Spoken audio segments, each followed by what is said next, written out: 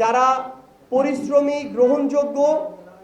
যারা মানুষের উপরে কখনোই নিপীড়নের সাথে সম্পৃক্ত ছিল না, যাদের সাথে ফ্যাসিস্টদের সরাসরি সম্পৃক্ততা বা তাদের ফৌজদারি অপরাধের সম্পৃক্ততা ছিল না, তারা অন্য যে কোনো রাজনৈতিক দলেরই হোক না কেন, তারা এনসিপির প্রার্থী হওয়ার জন্য আবেদন করতে পারবে। যেখানে আমরা নির্বাচনের প্রস্তুতির জন্য যথেষ্ট সময় পাইনি এবং জোট সহ বিভিন্ন বিষয়ে আমাদের যারা প্রার্থী ছিলেন তাদের নিজস্ব আসনে কাজ করার জন্য, একটা সংসদীয় আসন গোছানোর জন্য যতটুকু সময় প্রয়োজন ছিল, আত্মপ্রকাশ করার মাত্র 1 বছর হওয়ার কারণে আমরা ততটুকু সময় পাইনি এবং সাংগঠনিকভাবেও প্রত্যেকটি আসনের ওয়ার্ড পর্যায় পর্যন্ত, যেই ওয়ার্ডকে কেন্দ্র করে ভোট সেন্টারগুলো হয়, সেই ওয়ার্ড পর্যায় পর্যন্ত আমাদের জাতীয় নির্বাচনের সাংগঠনিক ভিত্তি সব জায়গায় প্রত্যাশা অনুযায়ী শক্তিশালী ছিল না। সেই জায়গা থেকে শিক্ষা নিয়ে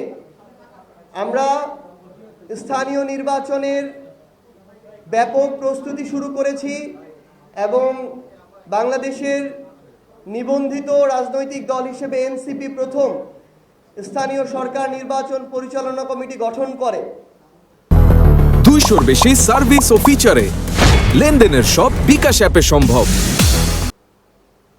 সেই প্রেক্ষিতে আমরা প্রথম ধাপে 13টি সিটি কর্পোরেশনের মধ্যে 5টি সিটি কর্পোরেশনের প্রার্থী ঘোষণা করেছি এবং খুব শীঘ্রই অন্য সিটি কর্পোরেশনগুলোতে আমরা আমাদের প্রার্থী ঘোষণা করব। একই সাথে আমাদের উপজেলা পরিষদ এবং পৌরসভাগুলোতে আমরা উপজেলা চেয়ারম্যান এবং পৌরসভা মেয়র পদপ্রার্থী এনসিপি সমর্থিত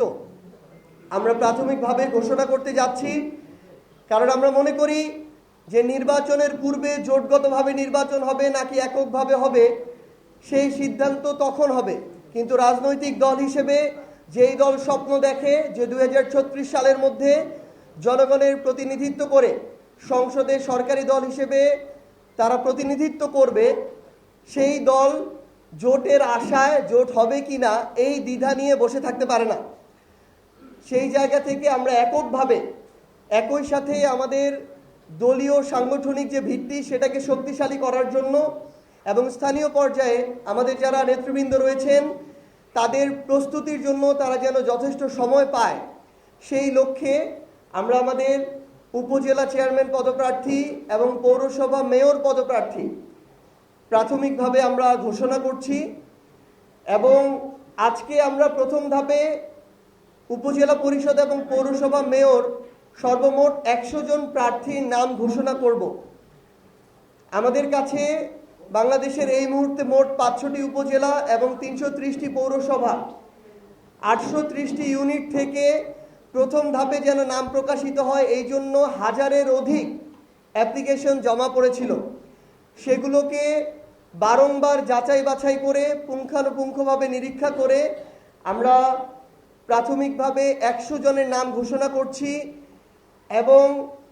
আগামী যে ঈদ আসছে ঈদের পূর্বেই আমরা আশা করছি এ মাসের 20 তারিখে, আজকে থেকে 10 দিন পরে আমরা দ্বিতীয় ধাপে আবারও 100 জন প্রার্থীর নাম ঘোষণা করব। তো আমাদের এই নাম ঘোষণা প্রক্রিয়া চলতে থাকবে। আমাদের সারা দেশ থেকে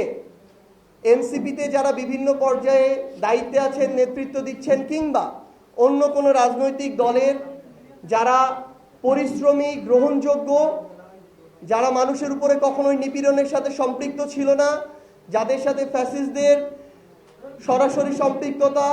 বা তাদের ফৌজদারি অপরাধের সম্পৃক্ততা ছিল না, তারা অন্য যে কোনো রাজনৈতিক দলেরই হোক না কেন, তারা এনসিপির প্রার্থী হওয়ার জন্য আবেদন করতে পারবে। আমরা সার্বিকভাবে যাচাই বাছাই করে সিদ্ধান্ত নিয়ে অন্য কোনো রাজনৈতিক দল থেকেও যদি কেউ আসতে চায় আমরা তাদেরকেও